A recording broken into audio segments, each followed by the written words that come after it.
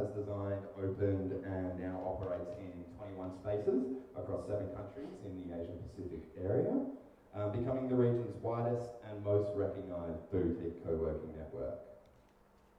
So at the Hive, we pride ourselves on creating a community engagement that empowers our members with the network effect, helping them build deep, lasting connections across the membership base, whatever their industry, role, or location. Tomorrow night will be our soft launch, so we do welcome you to all come back and join us tomorrow. There are some invitations floating around as well as posters. You'll find the invitations at the bar, at the front desk, and just on this wooden panel as you're leaving. So, okay, as stated before, it's very important that at the Hive we connect with the community and the amazing work done by some incredible individuals around Melbourne. So, please, let me introduce you. Movember co-founder Travis Garone kick-started a global movement in men's health about 16 years ago. Since 2003, they've raised over $1 billion Australian to battle prostate cancer, testicular cancer, and mental health and suicide prevention. Together with a community of 5 million strong, they're looking to reduce the number of men dying prematurely by 25% by 2030. So, without further ado, please put your hands together for Travis Garone. Thank you. Thanks for having me. No, thank you so much. Is this the soft launch? This is the soft launch. Cool. Put our best foot forward first, and then we'll do the launch, and then but you're definitely the name bringer for the first lesson. I doubt that. So, I guess where we want to start off is kind of your background before you got into Movember. So as a creative director and kind of I guess, how you grew up and what avenues you took into before you started. The wrong avenues, definitely the wrong avenues. So yeah, as a creative, I went through university as a designer, graphic designer basically, and then sort of, I don't know, got thrust into the world of design and advertising and quickly realised that it's a horrible, shallow, shitty world to be living in agency land. So, okay, my language is pretty bad, right? So, it's going to get... It's going to get worse.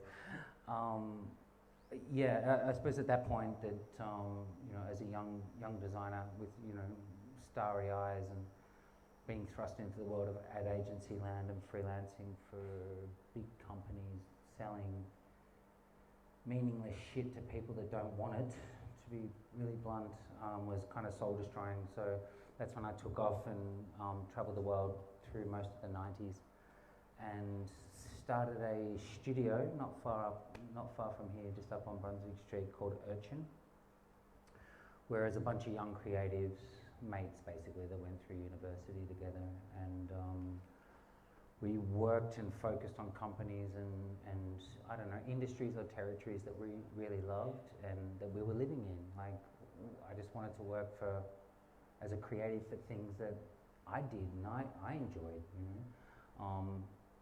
So we started this agency, and we went hell for leather focus on that, and we achieved great things over a 25, pushing 30-year kind of career.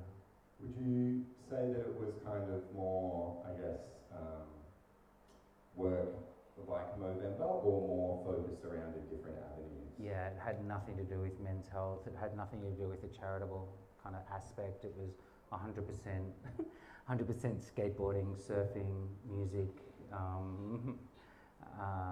You know, kind of, you know, it was a youthful culture and almost like a counterculture kind of aspect to it, where it wasn't about the mainstream selling and marketing of products. It was about selling and connecting with kids at the time that really fucking believed in what they were doing and wanted real stuff to do what they needed to do. And I just thought that was real. That was not selling. Not that I ever did this, but, actually I did do this, but selling luxury cars to people, you know, I did that for a week. This was real, and this is what I loved, and this is, and absolutely I cut my teeth in for Movember about being legit, right? Just telling it how it is and being real and, you know, being disruptive in a really good way, not just a stupid, shitty, disruptive way for being, you know, disruptive for being disruptive. This was about connecting with kids at a really real level. So I guess a lot of people know about the birth of Movember starting. I mean, we did discuss this prior, so that we went through it for those who don't know. But Movember, I'll have a drink. The very, very, I guess, not the start, but kind of the moment that is shared a lot is a discussion that you had over a beer at a bar. Obviously, there's a lot that goes into that prior to you getting to that point, and a lot of discussions and a lot of openness.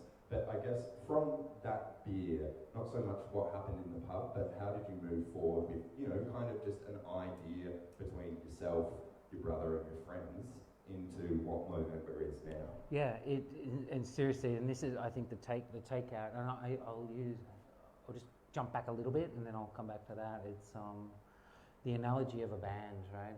There's a million good bands in garages around the world doing amazing songs, and it's not until it becomes kind of commercial that they will see any kind of spark or you know, their lives may change. And it's the same with an idea. There's millions of good ideas, I think in showers maybe around every morning around the world. I think we're just fucking stupid enough to really follow it and go for it, and that's what happened that day. We actually honestly believed, not in a stupid way, but when we left the bar, it wasn't even the Gypsy Bar up on Brunswick Street back in the day, we honestly believed that we could really get guys to not only grow mustaches, but to change the way they think about, you know, their health, and, you know, it's like a behavioural change. And 100% naive, like I said before, back there, that you know, that nucleus of an idea, it was kind of a throwaway idea. You know, when Luke, you know, my birthday's at the end of November, we're going to have a party. We thought it was going to be a month that you needed to grow a mustache. Yeah. You never start a competition that you can't win, Yeah. right? So I knew I was going to fucking kick this guy's ass. He's not here. And it was that simple, you know. It's like the MS Readathon or whatever, you know, back in the day where you read a book and get, you know, sponsor 50 cents or whatnot. It's the same model. Let's just do something and have a shitload of fun. I'd been working in skateboarding for a long time, and I met an amazing woman who was the chair of the Australian Children's Television Foundation, just up here on Smith Street. Patricia Edgar, she would have been 60 at the time, and amazing woman, huh? Like, she was the chair of a whole bunch of organisations, was CEO, and she was 60 back then. Like, this is 16 years ago, 2003. You know, YouTube hadn't even started. God. So what an incredible woman that had been through the boys' club of business, and she basically dragged me aside one day and said, "Listen, if you want to keep doing the cartoon thing, you're going to have to come and work on my breast cancer foundation." And so I was like, "Oh fuck, here we go," you know, that one day, and then breast cancer the next, and it was such an eye opener. And that was basically the nucleus of the conversation with Luke. And I was like, he's like, "What have you been doing?" I'm like, "I'm doing this one day, and I'm doing that, and this is a space that needs disrupting, huh? Like, really." And as guys, why don't we do anything like this? Did you feel that there was kind of, I guess, that gender push as a man as well, and I guess kind of connected to sort of the youth culture? I mean, you are a young 21 now, or? I was 29 at the time, Yeah. I think, you know, going on, no, everyone knows the numbers. I'm 46, you know. There's a huge connection. It's about, I just wanted to take out of all the stuff that I've been doing, get back to your original question, as a creative director, about being real to people, telling, you know, keeping it real.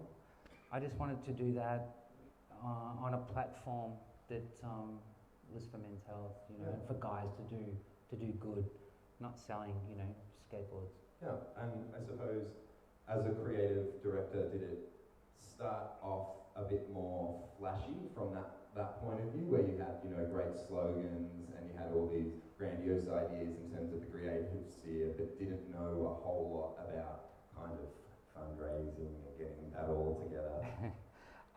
Being 100% naive served me well, huh? Yeah. Or served Men's Health well, Yeah. I should say. If you stopped and thought now what we've embarked on, you just wouldn't do it. Like, no one would do it. Anyone that knows a little or too much, you know, is kind of, I don't know, kind of cursed, right? Because it's just too hard.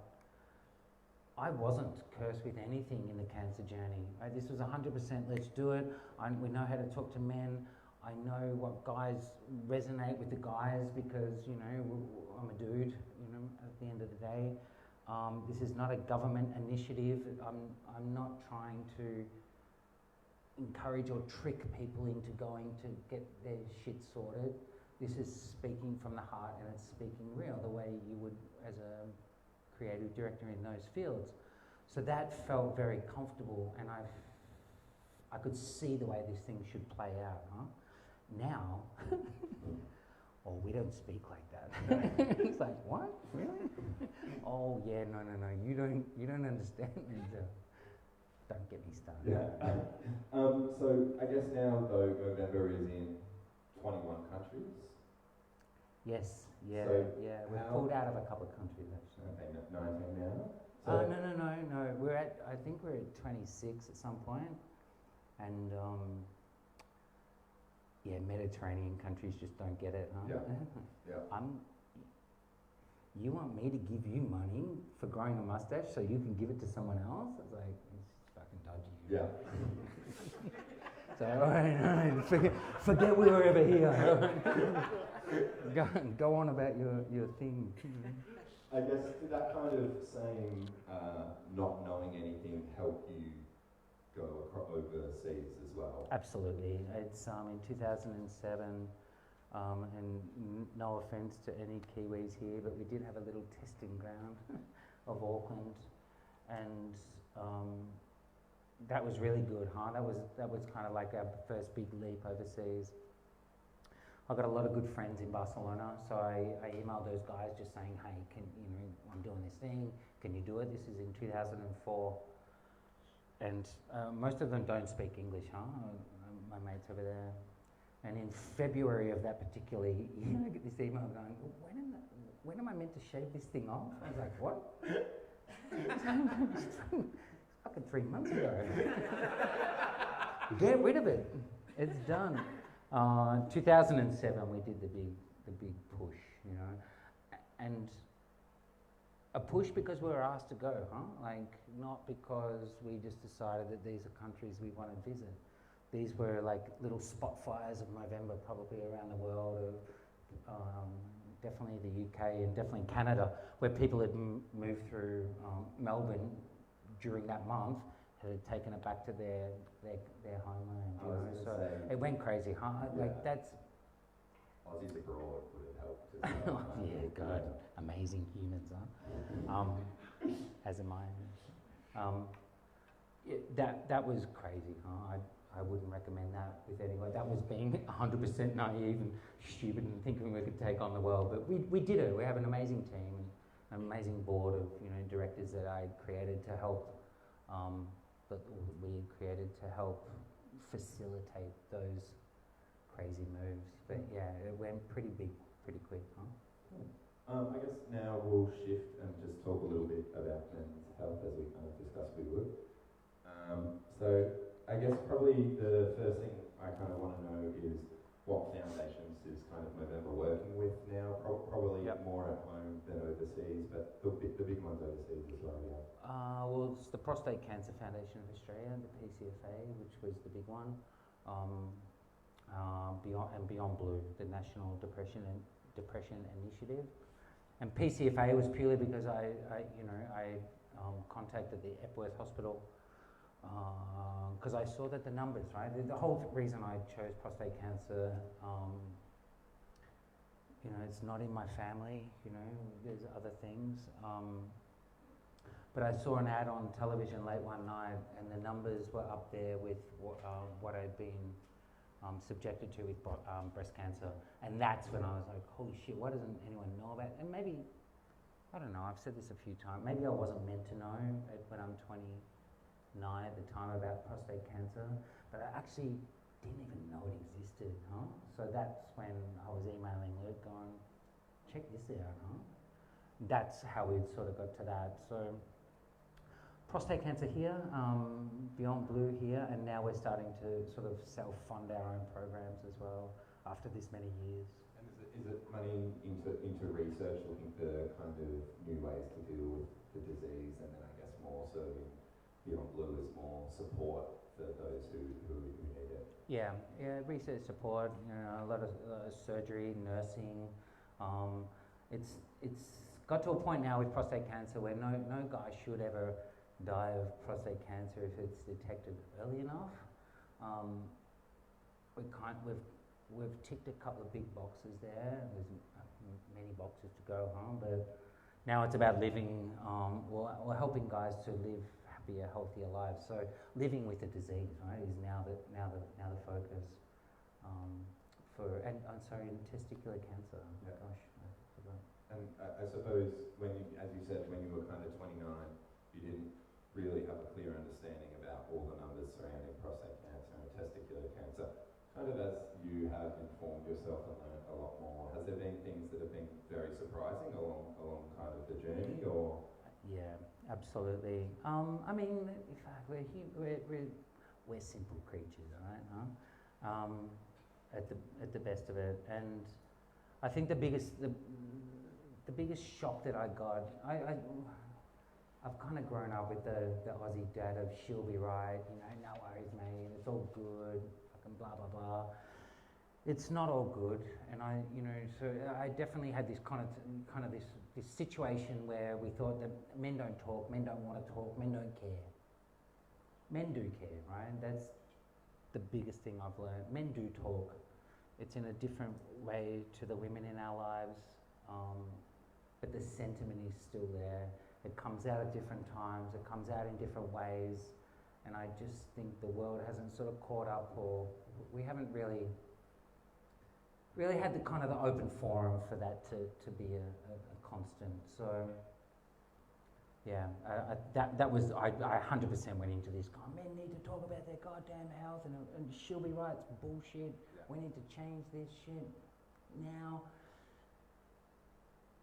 It's just, it's there, it shit comes out in totally different ways, and and this stigmatism and all that kind of thing about masculinity. I don't know, I think we're kind of in this really weird phase, between the old school and the new school, between technology and what's coming up next, or the way our grandfathers and our fathers kind of live, between the way the kids of today will grow up. I think we're in this. Maybe I think it's interesting, right? We can look back and we can definitely look forward, but Have you felt that there has been that shift? I see it. I don't think it's that clear. Yeah. Right? I don't think it's been kind of flicking the switch, but it's happening, I really see it happening. So for you, what's kind of the main things that need to change? Is it still kind of breaking down that stigmatism? Is it just giving forums for men to kind of speak about their feelings? Well, the only reason that Luke and I came up with this was to get guys to talk. There wasn't this big, well thought out plan to raise the $1 billion, whatever that means. It was more about getting guys to talk, right? So, and that was the catalyst of the conversation, was that kind of thing. This thing about masculinity, there is a stigmatism about talking about cancer or depression. And I talk to my mates' kids, going, who are 3 potentially, when they're at our age, or teens, having this conversation should be absolutely natural and normal. Why am I so comfortable at talking about my girlfriends or my wife or my mum's? medical conditions and the checks that they have to take and all this kind of stuff. Why am I so comfortable with that at the dinner table? Yeah, but talking to my old boy about something serious is kind of like, oh fuck, I can't even look at it. I can't even look at it. And I'm like an advocate for men's health. Like that, we've all got a long way to go. And beating down or breaking down what masculinity means in today's, world, and making sure that health organisations don't blame men for not knowing how to talk or not knowing where to go, or like, fuck, that's got to change, right? The farmer in far north WA or New South Wales or wherever, they're the ones I worry about, right? Because it's totally out of their hands as to what will put them into a spin, right? So how, and I'm kind of making this up, we live in a fucking bubble, right, here in Fitzroy, Collingwood, inner city Melbourne. And that's the thing I've got to get out of my head, that, no, it's all good, having the forum that can reach this amazing country that we have, through Indigenous, kids and through the farming community. That's what we've got to break down and give them a platform to be able to quickly act when it just doesn't rain for however long or whatever. Do you think, I suppose, now that the Mo has kind of become this big slogan for Movember, and a lot of it is done on social media, which of course has its issues as well with mental health and that type of stuff. Do you see that being, it has its positives, it has its negatives, but overall, do you think it's spreading the message well, especially through Movember, in terms of, people trying to get money to donate, or, it's a bit of a double-edged sword, that question, so... No, it is, it's all good. It's, obviously social media and that is, and that kind of, the internet, whatnot, is the power that moves the masses. Unfortunately, the Herald Sun still does that as well. So, or Channel 7 or something like that.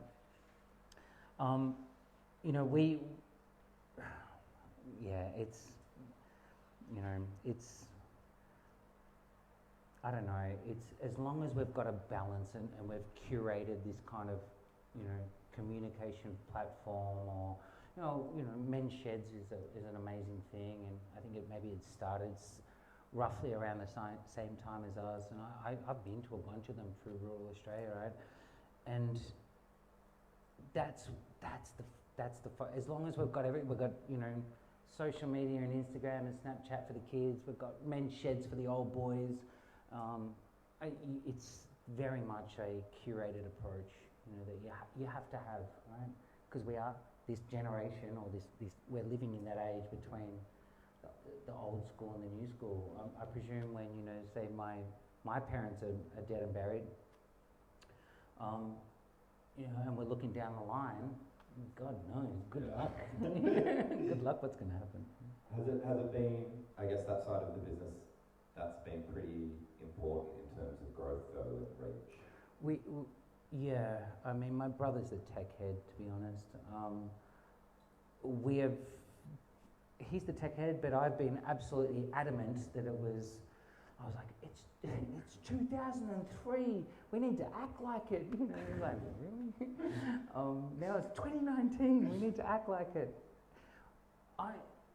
And to take this back to your first question, as a creative director, I was getting dragged into a lot of big old fat established companies to help clean up their shit. Yeah. And it's like, that might be as simple as use the same font, right? Like, can't be that hard. I never wanted Movember to get into that space. I wanted to, almost as a creative, protect Movember from the wolves that were circling that wanted to benefit from it. So I just wanted to use technology in the best possible way, be smart about it. Like when this thing started, platforms, Just for Giving, is that here? Is that in the UK? Just Giving. There's platforms where you can just go on and choose your charity and do whatever you want to do and donate through this platform. They didn't exist, right? Like we created our own. Well, we were the first organisation that could, kind of create their own charitable platform. If this was now, well, we wouldn't be spending that money to do that, right? But to keep to get an efficiency across our fundraising and to our cost ratios and things like that. So, technology is amazing, huh? Like it can be really toxic at times, but when you use it to its advantage, fuck, it's the future. Yeah. Has it been, I guess then, hard, as you said, if you're trying to protect it from the wolves, to also spread and share it as much as possible, so to get that message. Look at my hair. I did not have grey hair when I started Movember, right? So yes, it's been difficult. Yeah, I think you need a nice blend. Obviously, two heads are better than one, and we're very lucky to be subjected to a lot of smart and intelligent individuals and organisations around the world that can help Movember grow and succeed. Absolutely. There's a lot of good TED Talks if you want to waste some time about the problems with charities, right? And there's the age-old thing about a for-profit company spends $1 million to try and do something and nothing succeeds. Well, done. Yeah. It's okay.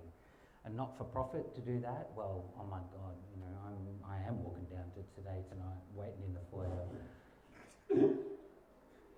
And there needs to be some pressure, right, to keep it moving forward. But yeah, I don't know. It's hard. You use technology to the best of its advantage. Know when to not go there, and I don't know. I'm all about efficiency. So if you can keep that on point, then and continuing to do good in the world. I'm just shocked at the for us to raise $1 million is, I wouldn't say easy by any means. It's really complex. But to make that money effective and efficient is, that's my passion now.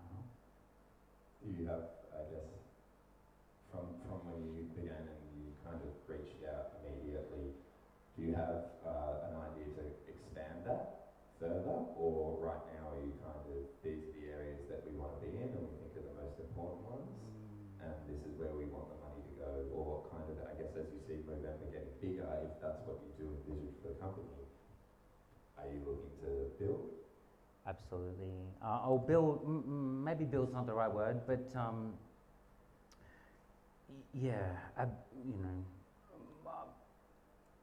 hand on my heart, the only reason I'm sitting here and the only reason I've sort of gone back into the fold of Movember is because I think hand on my heart, Movember's just begun.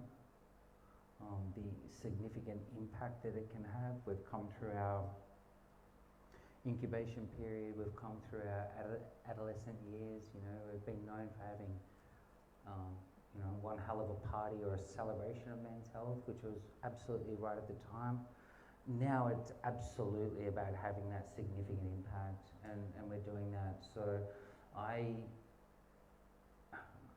biased, right? But hand on my heart, I still think that Movember can be up there with the big boys, having this significant impact in the world, and not acting or pretending that we're like them. I want to be that disruptive, still little men's health movement that is biting at the ankles of all the big boys, still disrupting governments, tradition, the health sectors. I'm not going to stop. Maybe it's an age I'm at, or maybe if I just realise how important it really is right now after we've grown through the brand movement. But yeah, Movember has just begun, and the strategy and the direction from the board and the Movember organisation is nothing less than impressive. But shit, it takes a lot of money to change the world. It's like, fucking hell. Really? We're going to take a 2-second break very soon, maybe for about 3 or 5 minutes. There are bars at the drink. If you're wanting to make a gold coin donation or anything, it is going to Movember tonight, so please do in the interval, and then I'll read out some Q&As from the audience. I just want to ask you a couple final quick questions. Please. So, as you said, when you first started in the bar and you decided to grow that moustache, did you actually win? Did Yes, you have the best stash absolutely. at the end of the month? Where is that guy now, anyway? Oh. You know what? I actually did win one of the categories on the first Movember, and it was my birthday. And how self-indulgent is that? This guy has a party, wins his own award. So I quietly gave it to a friend of mine. I'm like, you won, right? And he still to this day goes, I know I did, but you fucking gave me that award. So yes, I did win. Excellent. And I guess lastly, two more quickly. Do you rock the mo throughout the year bar for November or? All right, I want to make a couple of comments here. Back in the day, my mum goes, "You're going to have a mo when you're 40, Trav." I'm like, "No, I won't." Well, those days are long gone. Another mate of mine said, "Yeah, awesome Movember. It's so good. Wait till it's grey, then you won't do it anymore." I'm like, fuck, that's gone. And there is a definite fine line, huh? This is actually my thing. There's a fine line between people coming up to you go, you look weird with a mo, as opposed to you look weird without a mo. So it comes and goes, huh? I know when to just go, enough's enough, because I just don't want to be that guy that shows a mo and everyone's like, oh my God, you're creepy. I'm creepy without a mo. So yes, I'm sorry to all the women, very sorry about Movember. Huh? And I guess lastly, now that it is grey, do you find yourself styling it? And if so, what's kind of the best style mo you've seen? Because I'm sure you've seen some outrageous ones.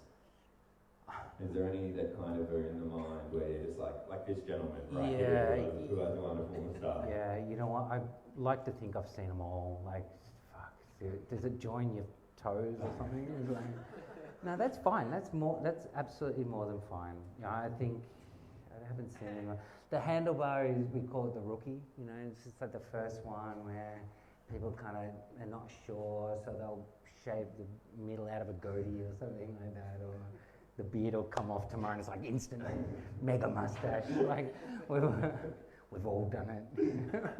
Now I try and keep it neat and clean.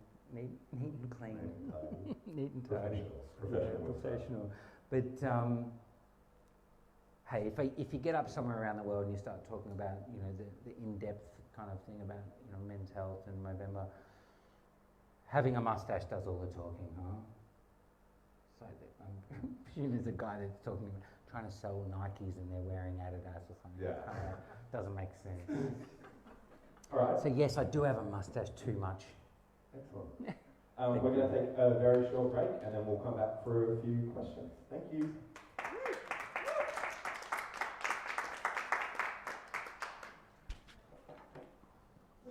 you walking home? Potentially. Yes. Oh, I'm definitely not driving, huh?